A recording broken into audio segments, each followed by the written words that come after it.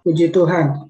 Nah, bulan Agustus, ya kan, Agustus ini selalu temanya itu kemerdekaan, ya, kayak tadi saya lihat Pak Albert, terus siapa tadi, Pak Richard ya kayaknya. Kalau saya nggak salah itu udah backgroundnya udah nuansa kemerdekaan aja. Memang bulan Agustus tuh identik dengan bulan kemerdekaan. Jadi malam ini kita mau merenungkan tentang 3 hal yang memerdekakan kita. Ya, apa-apa aja. Nah, yuk mari kita pelajari. Nah, sebelumnya gini, kemerdekaan itu selalu bertolak belakang dengan namanya lawannya adalah kuk atau ikatan atau perbudakan. Setuju ya Bapak Ibu? Kalau dibilang adanya kemerdekaan, pasti keadaan sebelumnya orang itu dalam kondisi diperbudak, terikat, atau terkena kuk, menanggung kuk. Kemerdekaan itu selalu identik dengan namanya kelepasan, namanya juga merdeka, ya, merdeka. Tetapi bahasa Inggrisnya itu punya 2, satu freedom, satu liberty. Nah, kemerdekaan ini adalah liberty. Apa sih bedanya freedom dengan liberty? Ya, mungkin nanti kita bisa sama-sama bahas nih di endingnya. Sebelumnya yuk kita lihat, minimal ada 2 hal yang berkuasa itu mengikat kita. Ya, minimal ada 2 hal yang berkuasa mengikat kita. Yang pertama dosa, yang kedua ketakutan. Bicara dosa, kita istilahnya gini, orang percaya pasti sudah banyak belajar tentang perkara dosa dan kemerdekaan. Tetapi tentang ketakutan seringkali kita orang percaya ini boleh dibilang tidak sepenuhnya mengalami kemerdekaan dari ketakutan. Kenapa? Nanti kita akan pelajari Bapak Ibu. Ya, yuk sebelumnya kita lihat dulu dosa. Dosa itu apa? Dosa itu dalam kata Yunaninya, bahasa Yunani menggunakan kata hamartia. Nah, contoh di ayatnya di mana? 1 Yohanes 3 ayat yang keempat. Setiap orang yang berbuat dosa melanggar juga hukum Allah. Sebab dosa ialah pelanggaran hukum Allah. Apa hubungannya Pak antara hamartia dengan dosa dengan pelanggaran hukum Allah? Hamartia itu punya maknanya adalah salah sasaran, atau dalam bahasa Inggrisnya dikatakan miss the mark. Jadi targetnya di mana, melenceng, meleset, menyimpang dari tujuan Allah. Nah, ketika kita menyimpang dari tujuan Allah, itu kita sudah ada dalam gray area. Area siapa? Area dosa. Nah, Yohanes 8 ayat yang ke-34 berkata, kata Yesus kepada mereka, aku berkata kepadamu, sesungguhnya setiap orang yang berbuat dosa adalah hamba dosa. Kita lihat ya, hamba itu kata Yunaninya adalah doulos. Bahasa Alkitab, bahasa Indonesia kita itu apa ya, boleh dibilang terjemahannya ya penuh dengan kelembutan, makanya menggunakan kata hamba. Hamba itu lebih identik istilahnya bawahan, ya kan? Tetapi sebenarnya kata yang dimaksud di Alkitab kita itu adalah doulos. Apa itu doulos? Budak atau slave. Antara hamba dengan budak dalam versi terjemahan bahasa Indonesia agak sedikit apa ya, jadi kurang pas gitu. Kalau budak, seorang budak itu dia tidak pernah punya hak untuk menolak apa yang menjadi kehendak dari tuannya, majikannya, maka si budak ini mau tidak mau harus lakukan itu, termasuk mengorbankan nyawanya. Mungkin Bapak Ibu pernah dengar kalau budak-budak yang majikannya itu yang mengalami 4 musim, itu ketika majikannya itu dalam kondisi kedinginan, maka sang budak itu harus merelakan badannya untuk apa? Maaf kata, agak sedikit horor. Perutnya dibelah untuk tangan dan kakinya si majikannya itu masuk ke dalam. Untuk apa? Hangat. Apa akibatnya bagi si budak? Pasti mati. Apakah budak punya hak menolak? Tidak. Itulah budak. Nah, kalau tadi dikatakan setiap orang yang berbuat dosa adalah hamba dosa, artinya orang yang berbuat dosa itu begitu terikat keadaannya. Setuju Bapak Ibu? Dia tidak punya kuasa untuk menolak. Makanya Yesus berkata, hamba dosa, budak dosa. Karena itu ikatan atau kuasa dosa ini harus dipatahkan. Supaya apa? Supaya kita mengalami kemerdekaan. Nah, Roma 6 ayat 23 dengan jelas berkata, sebab upah dosa ialah maut, tetapi karunia Allah ialah hidup yang kekal dalam Kristus Yesus Tuhan kita. Kalau orang budak-budak dosa, itu cuma satu, tracknya sudah jelas, adalah maut. Kenapa? Mengikuti majikannya. Majikan itu siapa? Penguasa dosa. Siapa? Iblis. Jadi orang-orang yang terikat dalam dosa ini harus dimerdekakan. Siapa yang bisa memerdekakannya? Tidak lain orang yang terbebas keadaannya. Jadi ketika orang yang sama-sama terikat, dia tidak bisa saling melepaskan. Setuju ya? Karena itu kita butuh kuasa yang melampaui dosa itu. Apa itu? Nanti kita akan pelajari. Hal yang kedua yang mengikat kita itu adalah ketakutan. Ibrani 12 ayat yang ke-21. Gampangnya ayatnya Ibrani 12, 21, 1, 2, 21. Ya, tinggal dibalik-balik. Berkata demikian, dan sangat mengerikan pemandangan itu, sehingga Musa berkata, aku sangat ketakutan dan sangat gemetar. Bapak Ibu, ketika kita ada dalam kondisi ketakutan, maka pasti kita tidak bisa melakukan apa-apa. Betul apa betul? Ketika kita dalam kondisi ketakutan, betul-betul ketakutan, sampai gemetar, ya, sampai gemetar. Artinya orang kalau gemetar itu tingkat level ketakutannya itu udah tinggi, ya. Mungkin sudah level, kalau pedas sih mungkin level 15 gitu ya. Kalau tingkat kepedasan itu udah level 15. Orang saking takutnya dia gemetar. Nah, orang yang ketakutan, bahasa zaman now itu adalah paranoid. Ya, orang yang paranoid melakukan apa aja pasti serba salah. Kenapa? Karena ketakutan. Dia membeli satu barang pasti jadinya overbuying. Kenapa? Karena paranoid.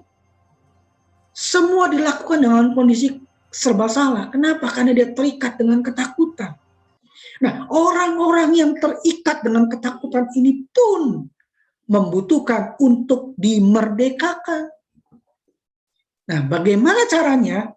Yuk, akan kita pelajari. Ada 3 hal yang dapat memerdekakan kita. Yang pertama, darah Yesus. Ini udah TOP BGT, top marko top sip markosip, ya, mantap surantap. Yang kedua, kebenaran, dan yang ketiga, Roh Allah. 3 hal inilah yang bisa memerdekakan kita. Ya, dari apa? Dari kuasa dosa dan dari kuasa ketakutan, dari ikatan ketakutan. Nah, yuk mari kita pelajari satu demi satu. Darah Yesus.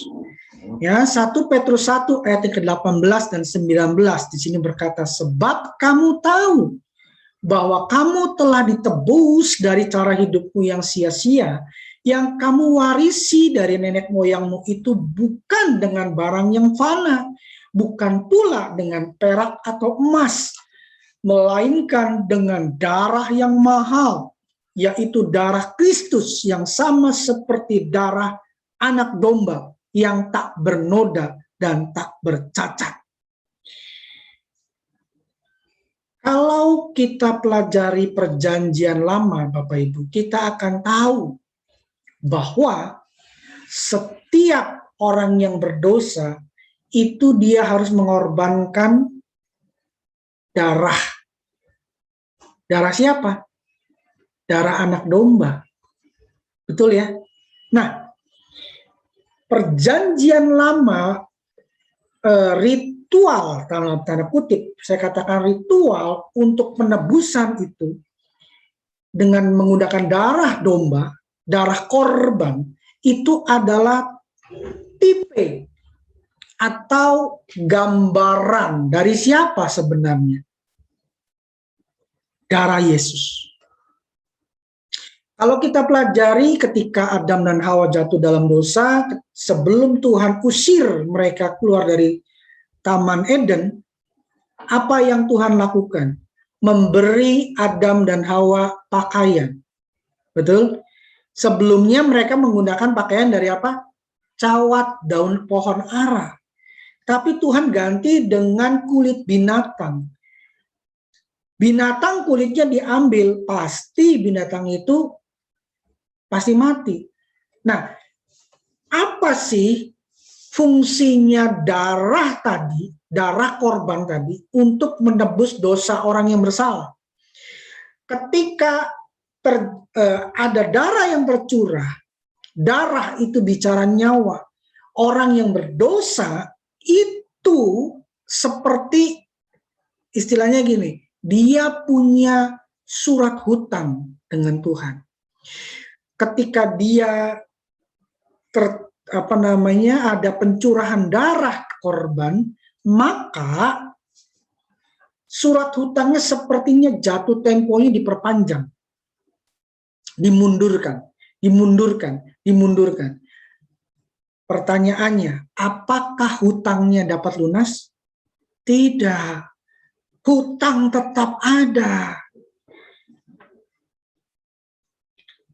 Darah korban itu adalah gambaran dari korban darah Yesus di kayu salib.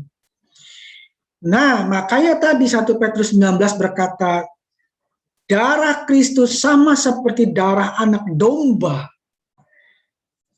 Darah Kristus itu bukan seperti, daya kerjanya itu bukan seperti darah korban domba-domba yang hanya terjadi pertukaran.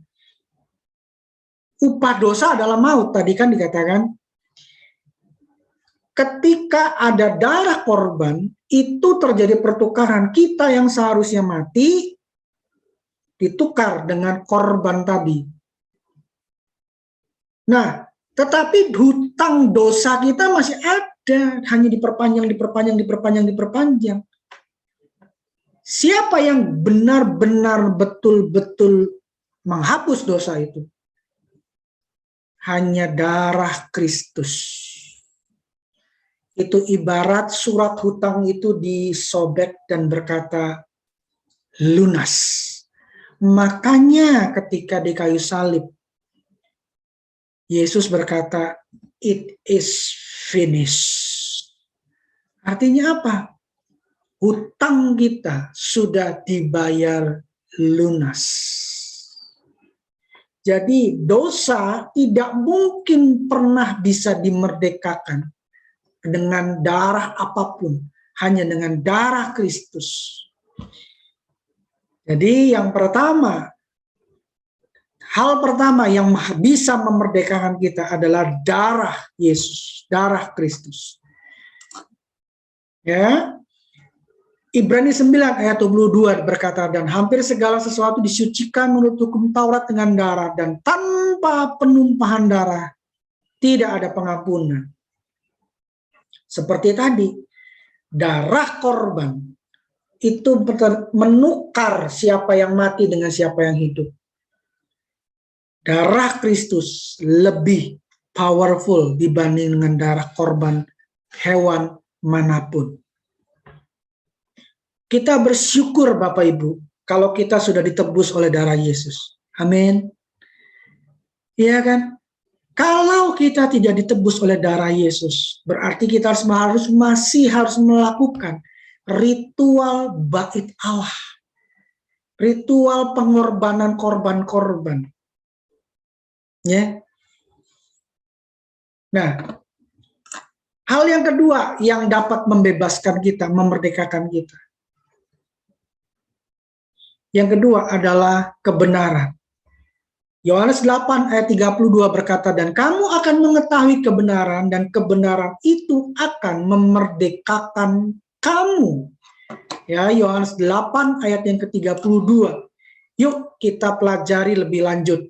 Kata kebenaran dalam ayat ini menggunakan kata Yunaninya adalah aletheia. Apa sih artinya? Punya maknanya, salah satu maknanya adalah yang benar dalam keadaan apapun. Yang benar dalam keadaan apapun. Apa itu? Firman Tuhan.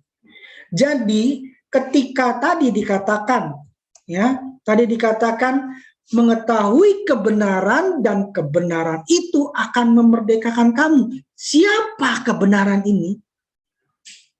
Tidak lain adalah firman Tuhan.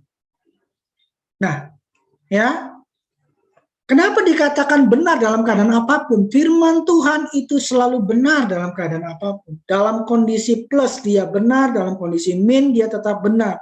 Kenapa? Karena segala sesuatu itu diciptakan karena firman Tuhan. Jadi levelnya itu di atas semuanya. Makanya dia benar dalam keadaan apapun. Hukum yang paling benar, hukum yang paling adil di dunia adalah firman Tuhan. Karena dia pasti selalu benar dalam keadaan apapun. Nah, kata mengetahui, tadi dikatakan kamu akan mengetahui kebenaran dan kebenaran itu akan memerdekakan kamu. Kamu akan mengetahui. Nah, kata mengetahui di sini menggunakan kata Yunani adalah ginosko. Salah satu makna ginosko adalah mengerti. Jadi maksudnya adalah, dan kamu akan mengetahui kebenaran, kamu akan mengerti kebenaran, dan kebenaran itu akan memerdekakan kamu. Hanya kebenaran, hanya firman Tuhan yang kita mengerti yang akan memerdekakan kita. Artinya Bapak Ibu, artinya ketika kita hanya sekedar hafal firman Tuhan, tapi nggak ngerti maksud akan firman Tuhan ini apa, itu hanya sekedar memenuhi otak kita, logos itu. Tetapi yang Tuhan mau adalah kita mengerti logos berubah menjadi rema. Ketika rema itu kita dapatkan, firman Tuhan berkata, iman timbul dari pendengaran. Pendengaran akan firman Kristus. Firman di sini adalah rema. Makanya tidak heran Daud berkata begini, ketika aku takut, Aku percaya firman-Mu. Kenapa? Karena ketika Daud ketakutan, dia mendapatkan rema dari Tuhan. Itu ini kekuatan dan melepaskan Daud dari ikatan ketakutan. Ketika Daud dengan pasukannya, peristiwa di Ziklag, masih ingat ya Bapak Ibu? Itu semua orang penduduk kota Ziklag ini ditawan, termasuk istri Daud, ya kan? 2 istri Daud ditawan.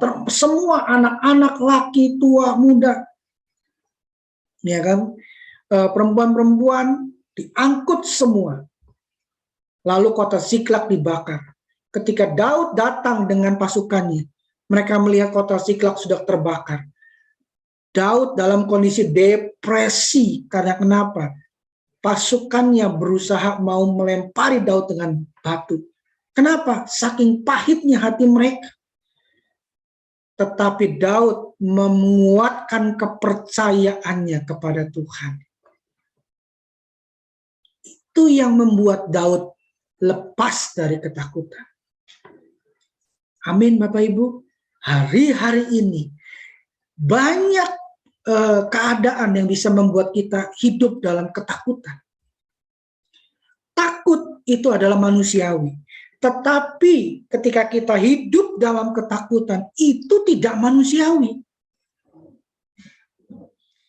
Orang yang takut itu manusiawi, tetapi hidup dalam ketakutan, itu hidup dalam keparanoidan, itu tidak manusiawi. Kenapa? Karena ketika kita hidup dengan paranoid, kita akan kehilangan akal sehat, kita akan kehilangan iman percaya kita. Bagaimana cara kita memerdekakan itu? Tidak lain, dapatkan rema firman Tuhan. Apa yang sedang kita takutkan? Nangkap Bapak Ibu? Ketika ketakutan itu menyerang kita, mari cari firman Tuhan. Contoh misalnya, ketika kita berpikir, aduh, besok makan apa ya? Firman Tuhan berkata apa? Bapakmu yang di sorga tahu kalau kita memerlukan hal itu. Apa yang akan kita makan, apa yang akan kita minum, apa yang akan kita pakai. Bapak kita di sorga tahu. Jadi bagaimana kita bisa lepas dari ketakutan, dari keparanoidan? Belajar untuk mengerti akan firman Tuhan. Lalu gimana caranya untuk kita bisa mengerti akan firman Tuhan? Ya, Mazmur 1 ayat yang kedua berkata, tetapi yang kesukaannya ialah Taurat Tuhan dan yang merenungkan Taurat itu siang dan malam. Bagaimana kita bisa mendapatkan pengertian akan firman Tuhan? Kita merenungkan firman Tuhan itu. Nah, ketika kita cuma baca tok, tidak merenungkan itu sama sepertinya artinya kita hanya sekedar membaca kayak membaca buku novel. Tetapi yang Tuhan mau adalah kita merenungkan firman itu. Kita sampai dapatkan apa sih remanya. Ketika kita dapatkan remanya, itu yang akan menjadi dinamit buat kita. Bisa paham Bapak Ibu? Ayo, untuk lepas dari ketakutan, mari dapatkan kebenaran itu. Ya, yang ketiga, yang terakhir yang memerdekakan kita adalah Roh Allah. 2 Korintus 3 ayat yang 17 berkata, sebab Tuhan adalah roh, dan di mana ada roh Allah, di situ ada kemerdekaan. Di mana ada roh Allah, di situ ada kemerdekaan. Jadi kalau kita sedang ketakutan, kita sedang terikat, mari datangkan roh Allah itu dalam hidup kita. Orang yang selalu hidupnya bergaul intim dengan roh Allah, Siapa roh Allah? Roh Kudus. Orang yang hidupnya bergaul intim dengan Tuhan, dengan Roh Kudus. Orang itu lebih sedikit hidup, lebih sedikit yang bisa mengalami paranoid. Tetapi orang dia hidupnya bergantung dengan kekuatan dia sendiri. Dia akan lebih gampang diserang dengan ketakutan. Poin yang kedua, kebenaran. Dan poin yang ketiga, roh Allah. Itu yang sering sekali gembala sidang kita berkata, kita harus penuh dengan roh, kita harus penuh dengan firman. Kenapa? Ketika kita penuh dengan roh Allah, kita akan senantiasa mengalami kemerdekaan. Orang yang hidupnya dipimpin roh Allah, dia jarang sekali mengalami ketakutan sampai level paranoid. Hidupnya terkungkung dengan ketakutan. Mau ngapa-ngapain ketakutan. Ya, hidupnya selalu jatuh dalam dosa. Ya, dosa-dosa yang segala macam deh. Orang yang berkata, ada roh Allah di dalam diri saya. Ya, tetapi dia senang sekali hidupnya seperti orang-orang fasik. Itu harus dipertanyakan. Betulkah ada roh Allah di situ? Karena ketika ada roh Allah di situ ada kemerdekaan. Satu ayat terakhir saya akan tutup. Roma 8 ayat yang ke-31. Sebab itu, apakah yang akan kita katakan tentang semuanya itu? Jika Allah di pihak kita, siapakah yang akan melawan kita? Amin, Bapak Ibu. Jadi, mari senantiasalah ada unity antara kita dengan roh Allah. Makanya kita harus selalu penuh dengan roh Allah. Kenapa? Ketika kita penuh dengan roh Allah, kemerdekaan demi kemerdekaan akan kita alami. 3 hal ini yang bisa memerdekakan kita. Ya, mumpung ini bulan kemerdekaan, biarlah kita juga dimerdekakan sepenuhnya karena ada kuasa darah Yesus, kuasa kebenaran, dan kuasa roh Allah.